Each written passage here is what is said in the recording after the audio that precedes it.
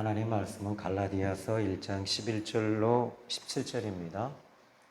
갈라디아서 1장 11절로 17절입니다. 신약성경 301쪽이 됩니다. 제가 봉독해 올리겠습니다. 형제들아, 내가 너에게 알게 하노니 내가 전한 복음은 사람의 뜻을 따라 된 것이 아니니라.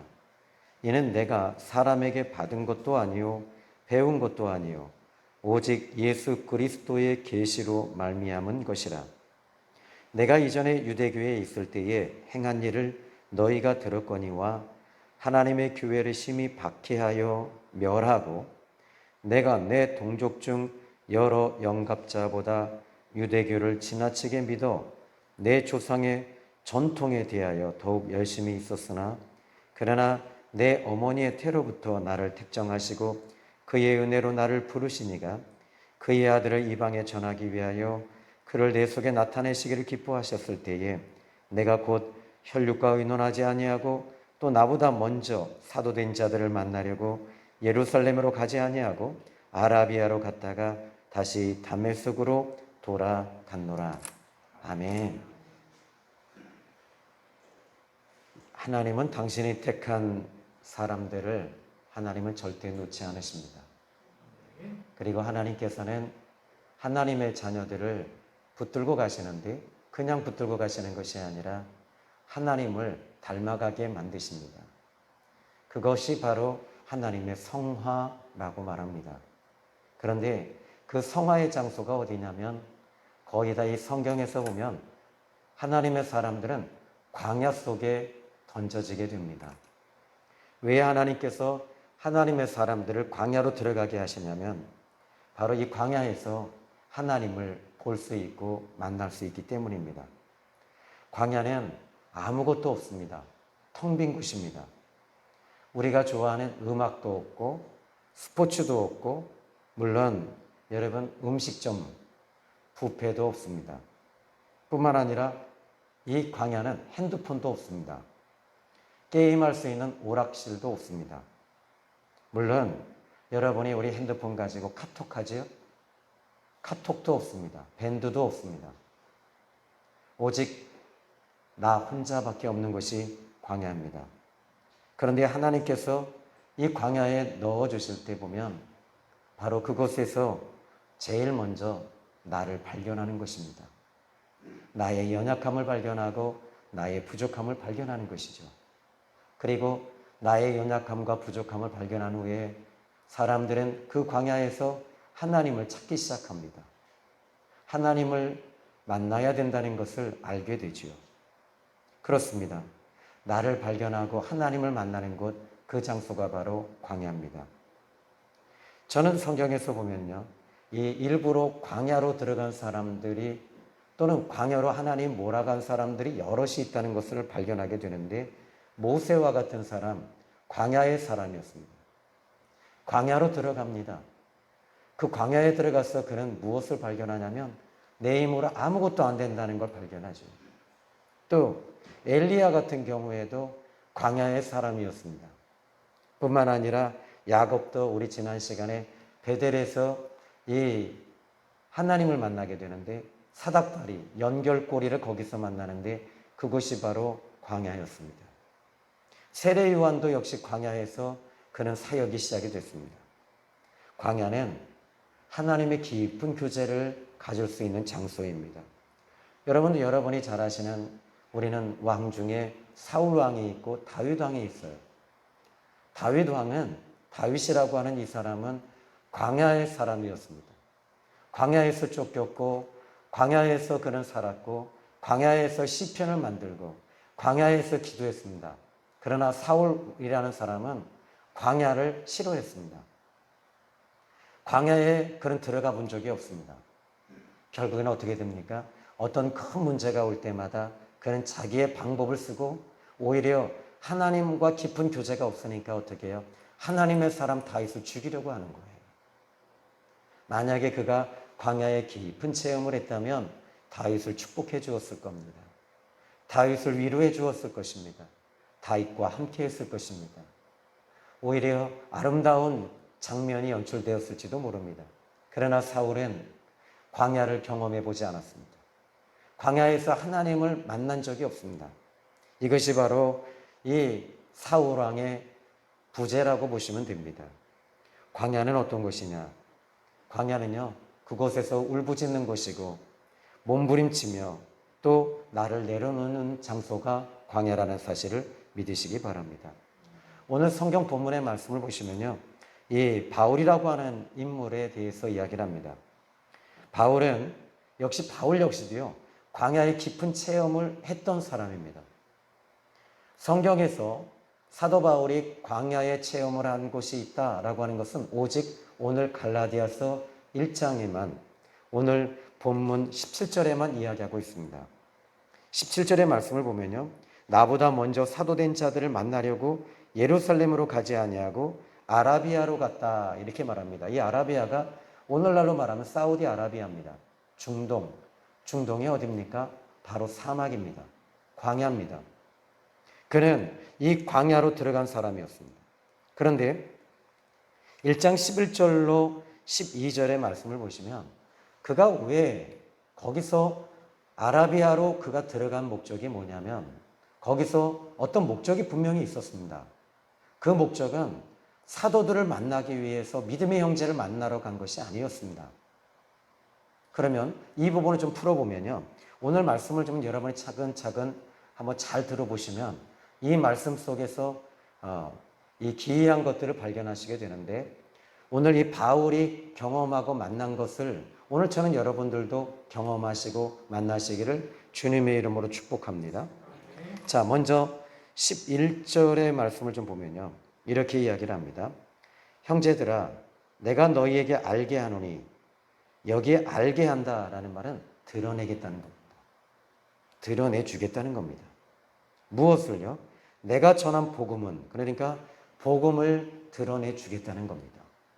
그런데 이 복음은 이 바울이 자기 자신도 알았는데, 자기 자신도 이것이 복음이 드러났는데 사람의 뜻을 따라 된 것이 아니라는 것입니다.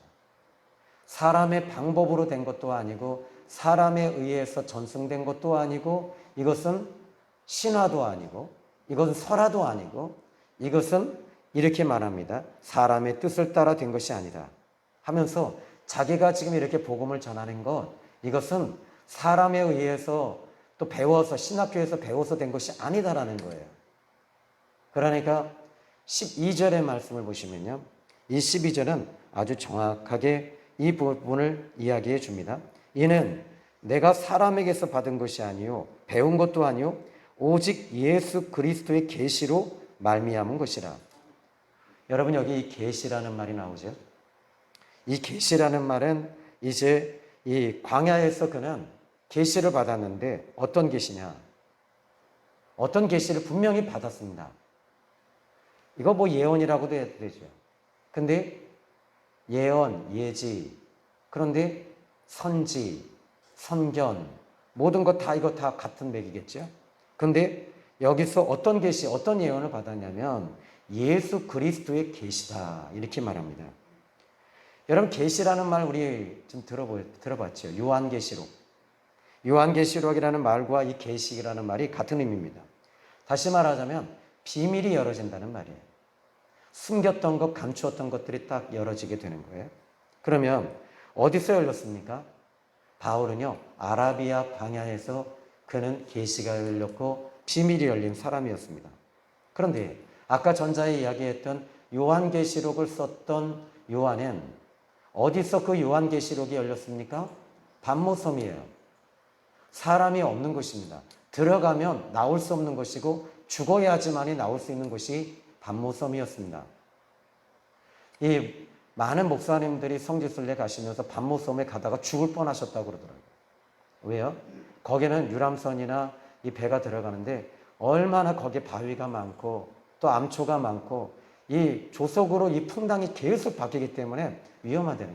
근데 뭐 굳이 거기까지 가서 patmos섬 구경할 필요 있겠어요? 그죠? patmos섬에서 뭘 보려고 그래요? 요한계시록에 우리는요, 여기서 여러분 예수님 만나면 되는 거예요. 아멘.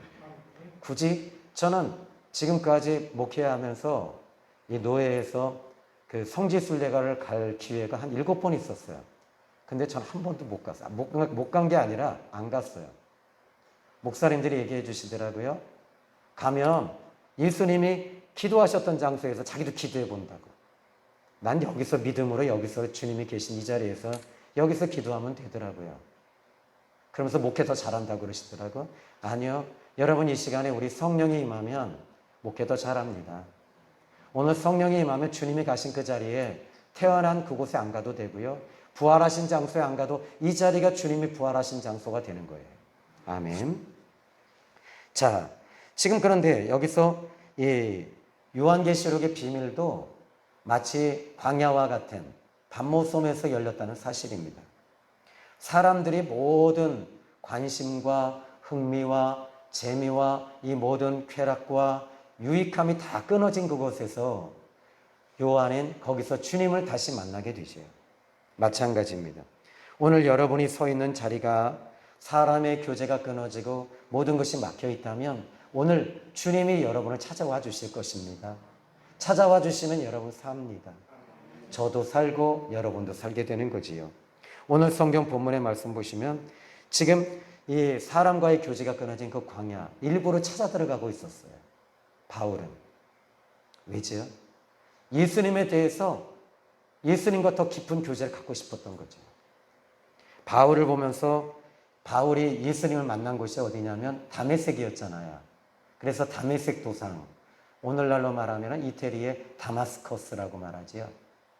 뭐 그곳에서 그 소크라테스가 유명한 또 이야기를 하죠. 바로 이 다마스커스, 철학의 도시이기도 하고. 그런데 그는 그 다메섹 도상에서 예수님을 만나게 됩니다. 그가 만난 곳이, 예수님 만난 곳이 예수님 십자가에 달리시고 죽은 예루살렘 골고다 언덕이 아니었어요. 예수님이 갈릴리 호숫가에서 말씀을 전하시는 그곳이 아니었어요. 오병이어의 기적이 일어난 그것도 아니었어요. 이방인들이 살고 있는 한복판이었어요. 여기서 여러분 우리는 의미를 둬야 됩니다. 그러니까 장소가 문제가 아니다라는 거예요. 우리는 대부분이 이 장소에 자꾸 목숨을 걸고 또 이 장소, 터가 안 좋다고 얘기하더라고. 전 터가 안 좋은 곳이 터가 좋다고 생각해요. 그곳에서 여러분이 계시고 기도하면 그것이 바로 여러분 우리가 이 축복의 장소로 바뀌는 거 아니겠어요? 예수님은 십자가에 죽으신 장소가 어디예요? 골고다잖아요. 해골산이었어요. 저주의 산이었어요. 예수님이 거기서 십자가에 죽으시고 저주를 받으시고 부활하심으로 그 해골산이 축복의 산으로 바뀌어요. 저는 여러분이 가시는 데마다 축복의 산이 되시기를 주님의 이름으로 축원합니다. 아멘. 자, 오늘 본문 17절의 말씀을 보시면 저는 오늘 이 본문의 말씀이 정말 너무 좋고요. 너무 기뻐요. 그리고 너무 뜨거워요. 자, 이 17절 보시면 나보다 먼저 사도된 자들을 만나려고 예루살렘으로 가지 아니하고 아라비아로 갔다가 다시 다메섹으로 돌아갔다. 여러분 우리가 이게 있어요. 이 사울이 이제 다메섹에서 예수님 만나고 그 눈에 비늘이 떨어지잖아요. 그리고 나서 이제 그의 눈이 비늘이 떨어지니까 이제 제대로 예수님 보는 거예요. 근데 그가 이제 비늘이 떨어진 다음에는 광야로 들어가요. 사우디아라비아로 갔다가 다시 어디로 가냐면 다마스커스, 다메섹으로 다시가 됩니다. 다시 말하자면 자기의 첫 번째 출발점에서부터 그는 그의 사역을 다시 시작하기를 원했던 거예요. 자, 그래서 여기 다메섹. 그런데 전 여기서 놀라운 것을 또 발견하게 되는데요. 뭘 발견하냐면 27절에서 또 나보다 먼저 사도된 자들을 만나려고 예루살렘으로 가지 않았다. 사도된 자를 만나려고 예루살렘으로 가지 않으니까 지금 사도들이 다 어디에 있었느냐면 예루살렘에 다 운집되어져 있었어요. 다 모여 있었어요.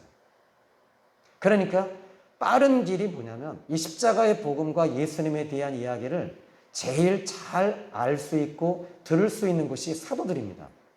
사도들의 자격이 뭐냐면 예수님을 따라다녀야 되고 예수님을 봐야 되고 예수님의 말씀을 들은 사람이어야지만이 가능해요. 그런데 바울은 예수님을 만나고 그는 그 사도된 자들을 만나려고 예루살렘으로 가지 않았다는 겁니다. 여러분 신앙생활은요, 빠른 길이 독이 될 수 있어요.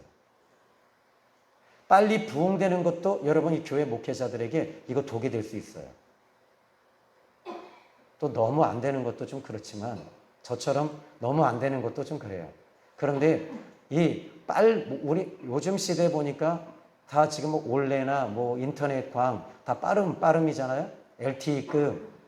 그런데 이 빠른 것은요, 절대적으로 도움이 되지 않습니다. 바울은 빠른 것을 선택하지 않았습니다. 하나님 앞에 광야에서 기도하면서 하나님 앞에 기도하면서 예수님의 계시를 거기서 받게 되죠. 그런데 저는 여러분 이상하지 않아요? 그때 당시에 이 모든 이 초대교회를 움직이는 사람이 게바였습니다. 게바가 누구예요? 아이스바도 아니고 게바. 게바가 누구냐면 바로 베드로입니다. 그러면 베드로라는 말은 이것은 헬라어입니다. 그래서 페트라라는 단어를 쓰고 있습니다. 시브리 말로는 게바.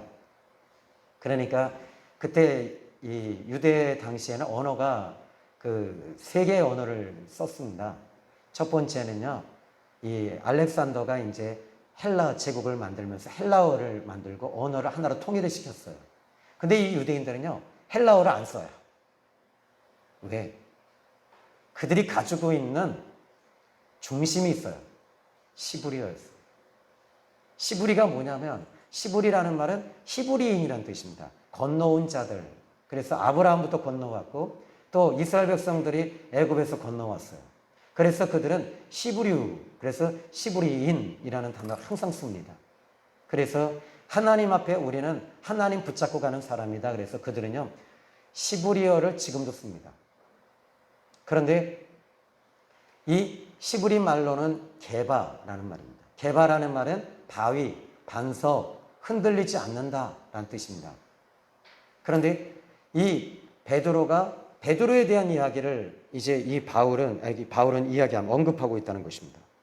자, 이제 한번 먼저 18절에 보니까 그 후 3년 만에, 그러니까 이제 다메섹으로 돌아가서 바울은 여기서부터 이제 이 성경은 침묵하는 거예요.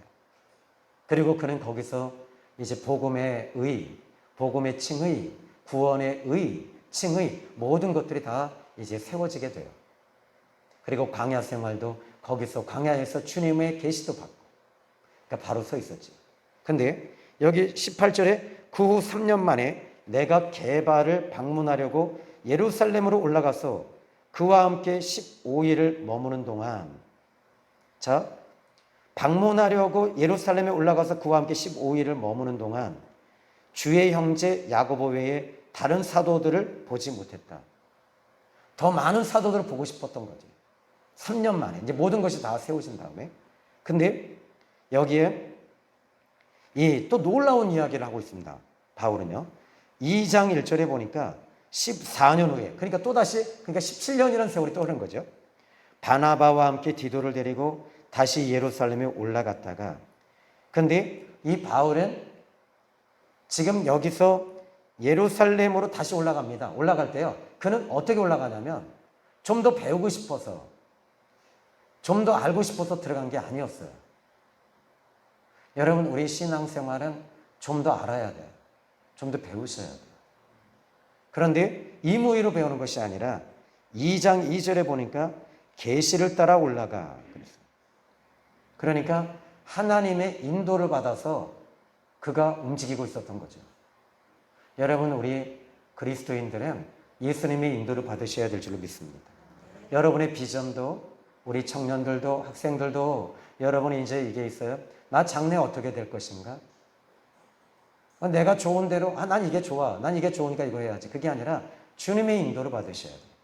주님의 인도를 받으려면 어떻게 해야 돼요? 광야로 들어가서, 광야에 나와서 하나님 앞에 매달려서 기도하고, 하나님 앞에 독대하고, 주님의 얼굴 바라보고, 주님, 제가 어떻게 하길 원하십니까? 근데요, 우리 주님은요, 여러분들을 잘못되게 인도해 주신 적이 단 한 번도 없어요. 우리 주님은 여기에 이 바울을 그렇게 예루살렘으로 인도해 주셨습니다. 근데 여기 보니까 이렇게 말합니다. 계시를 따라 올라가 내가 이방 가운데 전파하는 복음을 그들에게 제시하되 유력한 자들에게 사사로이 한 것은 내가 다름질한 것이냐 다름질한 것이 헛되지 않게 하려 함이라. 그러니까 주님이 인도하는 건요 헛된 것이 없어요. 잘못되지 않아요. 근데 문제가 생기죠. 3절에 나와 함께 있는 헬라인 디도까지도 억지로 할례를 받게 하지 아니하였다. 이는 가만히 들어온 거짓 청제들 때문이라. 그들이 가만히 들어온 것은 그리스도 예수 안에서 우리가 가진 자유를 엿보고 우리를 종으로 삼고자 함이로되 하면서 쭉 내려가다가요. 이제 7절의 말씀을 좀 보죠. 도리어 그들은 내가 무할례자에게 복음 전함을 맡은 것이 베드로가 할례자에게 맡음과 같은 것을 보았고 베드로에게 역사하사 그를 할례자의 사도로 삼으신 이가 또한 내게 역사하사 나를 이방인의 사도로 삼으셨다 해놓고 11절에 딱 보십시오. 게바가 안디옥에 이르렀을 때 책망받을 일이 있기로 내가 그를 대면하여 책망했다. 여러분 당시에 이 게바 베드로는요 초대교회 대명사입니다. 그 누구도 터치할 수 없는 사람이 베드로였어요. 그런데 누가 지금 이 부분을 이 베드로를 책망하고 있느냐라고 했을 때 바울이었습니다. 왜죠? 그게 바로 베드로를 살리는 길이었고 두 번째는요 초대교회 성도들을 살리는 길이었기 때문에 주의 종들이 지도자들이 잘못 서면요 다 죽어요. 대통령이 잘못 가면 그 나라가 다 죽어요. 그래서 여러분 나라와 민족을 기도해야 됩니다. 그런데 자 오늘 이제 이 본문의 말씀을 이제 계속 좀 보시면요. 그러면 이 부분에 대해서 그가 이렇게 베드로까지도 정정해 줄 수 있었던 신이 뭐냐면 그는 광야의 신이었습니다. 광야에서 예수 그리스도의 계시를 받았기 때문입니다. 그리고 세워졌던 사람이었습니다. 그는 이 바울에 대해서 바울이 무너졌거나 실족한 적이 없었습니다. 왜냐하면 그는 광야에서 예수님의 복음을 바로 세웠던 사람이었기 때문입니다. 자, 그러면 이 예수님을 만나기 전에 광야에서 그는 먼저 예수님을 우리가 다메섹에서 만나고 광야에 들어가기 전에 그의 삶을 그는 이렇게 회고합니다. 14절 보십시오. 내가 내 동족 중 여러 영갑자보다 유대교를 지나치게 믿어 내 조상의 전통에 대하여 더욱 열심히 있었다. 여기에 무엇에 열심히 있었냐면요. 전통에 대해서 더 열심히 있었대요. 전통. 그런데 이것이 광야에서 하나님이신 예수님을 발견하기 전에 그의 고백입니다. 그런데 여기에 1장 11절부터 쭉 보시면요. 먼저 14절에 보면 먼저 13절이군요. 내가 이전에 유대교에 있을 때 하면서 14절 내가 내 동족 중 내 조상 내 열심 내 어머니 지금 제가 그냥 답을 알려드리니까 그는 예수님을 경험하기 전에는 내가 라는 말이 항상 더 많이 나왔다는 거죠. 그런데 이제는 그가 예수님을 경험하고 광야의 체험을 한 다음부터는 자기 자신에 대해서 드러내지 않아요. 자기 자신에 대해서 간증도 안 해요. 남을 가르치려고 하지도 않아요. 예수님을 드러내는 것 외에는 예수님을 알려주고 예수님의 복음을 나타내는 것 외에는 그는 관심이 없었습니다. 그러니까 이 사람의 문제가 해결되고 병이 고쳐지고 이것에 대한 관심 없어요. 바울은요. 베드로도 관심이 없었어요. 요한도 관심이 없었어요. 그들의 관심은 오직 예수 그리스도의 계시였어요. 예수님의 복음만이 그들이 인생의 전부였던 거예요. 이것은 그들이 사도이니까가 아니라 목사님이니까가 아니라 여러분 예수님을 발견하고 예수님을 만난 사람들은 그렇게 가야지 돼요. 그게 정답이에요. 그것이 정통이에요. 그것이 우리 주님이 우리에게 드러내신 것 중에 하나가 이겁니다. 여러분의 비전이 뭐예요? 우리 청년들의 비전이 뭐예요? 우리 학생들의 비전이 뭐예요? 예수 그리스도입니다. 예수 그리스도 외에는 여러분 아무것도 없어요. 오직 예수님께 영광 돌리는 것이 내가 앞으로 어디 무엇을 택했을 때 과연 나는 이것을 통해서 예수님께 어떻게 영광을 돌릴 것인가? 어떻게 예수님의 복음이 더 증거되어질 것인가? 어떻게 하면 주님께 영광을 돌릴 수 있을 것인가? 오직 예수 그리스도. 이것이 여러분 주님 만난 사람들의 다 특징입니다. 바울은 예수님을 광야에서 만났습니다. 자, 그러면 예수님을 발견하지 못했을 때는 이런 모습이 나왔습니다. 예수님을 발견한 사람들의 특징이 있습니다.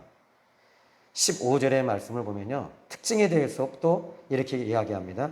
내 어머니의 태로부터 나를 택정하시고 그의 은혜로 나를 부르시니가. 자, 하나님의 택한 사람들이잖아요. 택정하셨다는 말이, 하나님의 택하신 사람들은 모두 다 한결같이 예수님을 발견한 사람들입니다. 우리 주변에 교회가 참 많죠. 저도 이 오남리 지역의 한 교회의 목사일 뿐입니다. 그런데 교회는 많은데 성도들이 그 교회에 가서 예수님을 발견하셔야 돼요. 이것이 여러분 우리의 목적입니다. 그러면 바울은요, 예수님을 발견한 사람이었습니다. 우리 예수님께서 아주 정말 귀한 비유를 우리에게 주신 것이 있는데, 마태복음 13장 34절에 보면 천국은 마치 밭에 감추인 보화와 같단다. 사람이 이를 발견한 후에 숨겨두고 기뻐하여 돌아가서 자기의 소유를 다 팔아 그 밭을 샀느니라. 아멘. 여기에 밭에 감추인 보화가 뭐죠? 예수 그리스도의 십자가의 복음이잖아요. 그죠? 다시 말하자면 예수님이 소중하다는 거죠. 우리 찬송가 아시잖아요. 주 예수님보다도 귀한 것은 없네. 여러분 예수님보다 귀한 것 없잖아요. 아멘. 그런데 여기에 또 이 바울은 그래서 빌립보서 3장 6절에도 내가 고상하게 여기던 것을 배설물로 여기노라. 내가 소중하게 여긴 거 다 똥이래요. 배설물이랍니다. 여러분, 배설물은 소중한 게 아니거든요. 근데 우리는 그걸 소중하게 여기고 가는 거예요. 자, 그러면 여러분들이 아직도 세상 것 붙잡고 돈 좋고, 우리 남자분들 또 여자 좋고 세상 것 좋고, 이거요 예수님 발견하지 못했기 때문입니다. 그럼 어떻게 해야 됩니까? 하나님께 혼나 매 맞아 이래서 안 되는 게, 이래서 되는 게 아니라 주님을 발견하시면 되는 거예요. 아까 전자의 마태복음 13장 34절에 밭에 감추인 보화를 발견한 사람은 어떻게 했냐면 기뻐하며 돌아갔대요. 무엇을 기뻐했죠? 보화를 발견했기 때문에 기쁜 겁니다. 예수님을 발견했기 때문에 기쁜 것입니다. 돈이 기쁜 것이 아니라 예수님을 발견했기 때문에 기뻐요. 여러분이 이제 하나님 앞에 우리가 이 예물 드리잖아요. 예물 드리는데 세상 사람들 자꾸 그래. 뭐라 그러냐면 헌금. 이거 아주 예민해 이분들이요. 그죠? 교회가 헌금 막 이렇게 다 한다고. 그런데 목사는 성도들을 살살 이렇게 해갖고 헌금 뽑아내려고 한다. 그런데 여러분 예물 드리는 거요, 예수님을 발견하니까 발견한 사람들이 너무 좋아서 기뻐서 주님 앞에 드리는 거 아니겠어요? 근데 보화이신 주님 앞에 보화를 발견하니까 내가 가지고 있는 것, 이 예물을 들어서 주님 앞에 드리는 거예요. 향유, 옥합을 깨뜨려서 주님 앞에 드렸던 마리아도 예수님을 발견한 거잖아요. 그러니까 자기가 가장 소중하게 여겼던 이 향유를, 옥합을 부셔서 깨뜨려서 주님 앞에 울면서 드리는 거예요. 자기의 머리를 풀어서 그 예수님의 발에, 몸에 이 떨어졌던 이 향유를 머리로 탁 쓸어드려요. 울면서 쓰는 거예요. 왜지요? 예수님을 발견했기 때문입니다. 여러분, 오늘 이 시간 저는 여러분이 예수님을 발견하셔서 이 자리에 오신 줄로 좀 믿어요.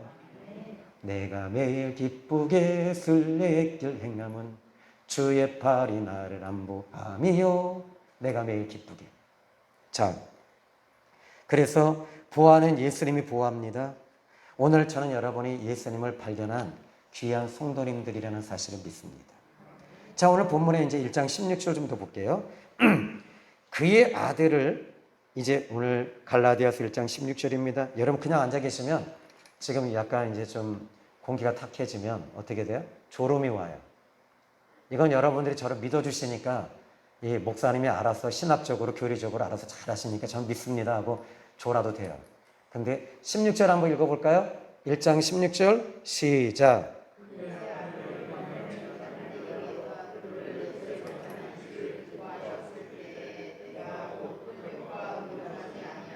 아멘. 여기 보니까 지금 하나님께서 바울을 택하시고 은혜 가운데 부르신 목적이 뭐냐면 이방에 전하기 위하여 무엇을요? 보화를. 그가 만나고 발견한 그 보화를 이제 그 보화를 이방 사람들에게도 전하기를 원했던 거죠. 그런데 전도라는 말입니다. 이게 선교라는 말이잖아요. 그죠? 그래서 이 이방에 누구를 전하기 위해서요? 그의 아들 예수님을 말씀하는 겁니다. 그런데 예수님을 이방에 전하기 위해서. 그런데 여기에 중요한 것이 하나 있습니다. 정말 여기서 이게 빠지면 안 돼요. 여기 그는 누구예요? 예수님이시죠. 내 속에 나타내시기를 기뻐하셨을 때 주님이 내 안에 계시는 거예요. 여러분, 예수님이 내 안에 계시는 거예요. 그러니까 주님이 내 안에 계시니까 그는 이 바울 속에 나타내시기를 하나님이 기뻐하셨습니다. 이게 뭐냐면 영성의 비밀입니다. 바울은 광야에서 복음의 계시를 받고 다음 자리로 들어갑니다. 그런데 물론 광야에서 그는 계시 받았습니다. 여러분 신앙생활에서 중요한 게 체험적인 신앙 정말 중요합니다. 그러나 그는 그 체험의 자리에서 한 단계 더 같이 들어가야 돼요. 뭐가 들어가야 되냐면 거기서 십자가의 복음이 세워졌던 거예요. 이신칭의의 교리, 예수님이 계시고 예수님이 복음이며 예수님이 중심이며 예수님이 보하다, 이것이 딱 세워지는, 그러니까 말씀의 신앙도 같이 세워줘야 돼요. 여러분, 그래서 이 시간에 여러분이 말씀을 듣고 배우시고 알아가야 하는 겁니다. 자, 그래서 그는 체험의 신앙에서 다음 자리로 들어갔는데 그것이 바로 말씀의 신앙. 그런데 또 하나는요, 그 다음 자리로 또 들어가는데 그를 내 속에 나타내시기를 기뻐했다. 내 안에 주님이 계신다는 거예요. 아멘. 이 부분을 좀 더 쉽게 이야기하자면요, 갈라디아서 2장 24절 말씀 보십시다. 갈라디아서 1장 20절. 갈라디아서 2장 20절.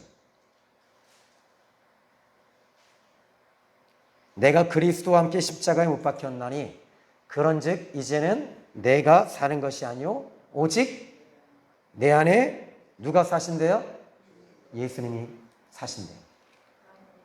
여러분 안에 예수님이 사시는데 그렇게 짜증내고 화내고 분노하고 욕하고 승질 부리고 이상해. 예수님 왔다 갔다 하셔. 여러분 안에 예수님이 계시는데 어떻게 하시겠어요? 예수님 계시면 어떻게 해요? 미소부터 아유 이러지 마시고. 예수님 그러신 적 없어요.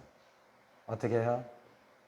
내가 진실로 여보야에게 말씀하노니 당신을 사랑합니다. 좀 화가 나도 승질 나도 어떻게 해요? 여러분 아껴주시면서 사십시오. 여러분 안에 예수님 계신다면서요. 저도 잘 삐져. 뭐 우리 집안은 잘 알아. 예수님 삐진 적이 없으셔요. 예수님 계시는데 왜 자꾸 삐지냐고. 왜 나만 무시하냐고 그러고. 예수님 그러신 적 없어. 그러니까 이제 내가 사는 것 아니요 내 안에 그리스도께서 사신다 그랬어요. 이게 바로 영성의 비밀이에요. 아멘. 또 빌립보서 2장 13절에 너희 안에서 행하시는 이는 하나님이시다. 그러니까 우리 안에 예수님이 계시는 거예요. 성령님이 이제 그거 어떻게, 그러면 여러분 우리 안에 예수님이 이제 사셔야 되는데 어떻게 계시냐? 예수님이 육체를 입고 딱 우리 들어와요? 그럼 우리 다 죽어요. 어떻게 해야 돼요? 성령이 들어오시는 거야. 성령님이 우리 안에 딱 들어오시면서부터 예수님의 영이 들어오니까 어떻게 돼요? 거룩한 마음, 온유한 마음, 또 부드러운 마음, 또 이런 마음으로 바뀌면서 언어도 어떤 언어로 바뀌어요? 어떤 언어로? 따라합시다. 사랑합니다. 여러분 좀 연습합시다. 집에 가서는 잘 안 됩니다. 제가 보니까. 우리 먼저 아내분들이 먼저 해주면 좋아요. 남편을 향해서 여러분 혹시 안 나오신 남편들이 계시면 믿음으로 얘기하십시다. 여보 사랑합니다. 고맙습니다. 나를 아껴주셔서 고맙습니다. 예, 남자분들은 하시면 안 돼요. 이제 남자분들 할 차례 또 있어요. 남자분들은 이렇게 말합시다. 내 아내에게 이제 이렇게 말하는 거예요. 여보, 아무도 안 하네. 마음에 안 든다 이거야. 그래도 괜찮아요. 여보, 우리 장로님 감사합니다. 예, 저를 쳐다보면 제가 여보가 되죠. 여보 사랑합니다. 부족한 사람과 만나서 지금까지 고생한 거 고맙고 사랑합니다. 앞으로 내가 잘할게요. 당신이 아파서 병원에 있을 때도 내가 함께 해줄게요. 아멘. 뭐 이렇게 하는 거죠, 뭐. 그죠? 바울은 자기 안에 이방의 복음을 전하게 하기 위해서 하나님께서 자기 안에 예수님을 나타내셨대요. 이게 없으니까 다들 사역에 무너지는 거예요. 선교사로 나가서 돈 밝히다가 무너지고, 목회하면서 돈 밝히다 무너지고. 그죠? 다 여기서 무너지는 게 뭐예요? 내 안에 자기 아들이 나타내시는 것. 예수님이 우리 안에 계시면 어떻게, 이용규 선교사님이 그러시더라고요. 그 내려놓음이라고 하는 책에서 그는 몽고에 복음을 전하고 또 예수님을 전하기 위해서 살리기 위해서 갔는데 어느 날부터는 그 아내가 우울증이 걸리고 죽어가더래요. 자기는 여기저기 다니면서 하니까. 근데 어느 순간에 진짜 필요한 게 내 속에 그리스도께서 계셔야 된다는 거예요. 정말 복음이 내 안에 있어야 된다는 거예요. 그것에 대해서 그는 그 책에 회고하고 계시더라. 여러분 안에 예수님이 계시면, 바울은요 빌립보 감옥에서요 환경 얘기한 적이 없어요. 빌립보 감옥에서요 예수님이 자기 안에 계셨어요. 좋은 아파트요? 통장에 돈 좀 있다고요? 바울 그거 자랑한 적 없어요. 좋은 차 끌고 다닌다고요? 아니요. 여러분, 내 안에 예수님이 계시면 그게 기쁨이에요. 나의 기쁨, 나의 소망 되신 주. 할렐루야. 여기서 더 하면 안 될 것 같아요. 여기 오늘 본문의 말씀은 여기까지입니다. 여러분 주님 안에서 행복하십시오. 그리고 이번 한 주간도 여러분 안에 계신 주님을 발견하십시오. 그러면 여러분들도 이방의 복음을 전하게 되고 믿지 않는 형제들에게 복음을 전하면서 그들이 살아나는 역사가 있을 것입니다. 기도합니다. 하나님 아버지 감사합니다. 바울은 광야에서 우리 예수님을 계시를 받고 또 이방에 전하기 위해서 자기 안에 예수님이 계심으로 이제 그는 기쁨이 넘쳤습니다. 우리 사랑하는 귀한 생명의 샘 교회 성도들도 또 이 정도 우리 안에 계신 주님을 모시고 기쁨으로 귀한 사명, 귀한 사역 잘 감당하다 주님 품에 다 안기게 하여 주옵소서. 예수님의 이름으로 기도했습니다. 아멘.